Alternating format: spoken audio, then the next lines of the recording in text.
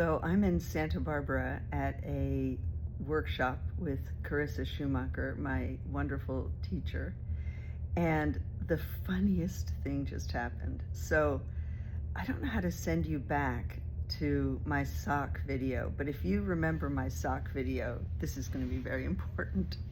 Um, so I went down to the coffee shop this morning because they promised coffee at 7 a.m.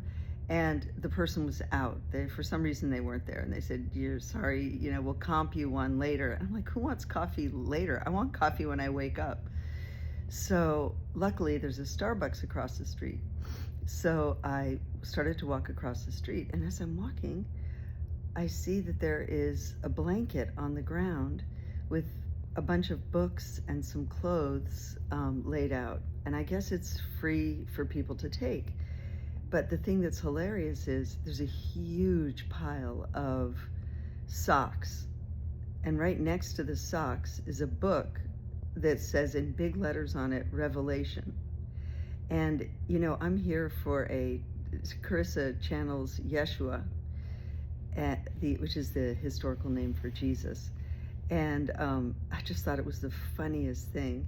And then it got even better because there's a beautiful young woman that I follow on TikTok. Her name is Syd, like SYD. I think that's her TikTok name. And she is very young, and she's got stage 4, I should say she was diagnosed with stage 4 cancer. And she kind of documents her daily battles with getting treatment, with how she handles it.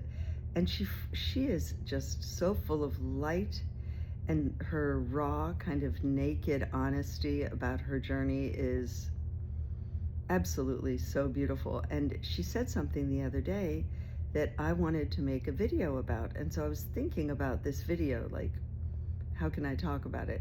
She said a very beautiful thing. One day she was really, really discouraged. She'd gotten her scans back, and the tumors, I guess, had grown, or at least not shrunk. And she was crying and saying it's just really hard to keep positive and to stay optimistic.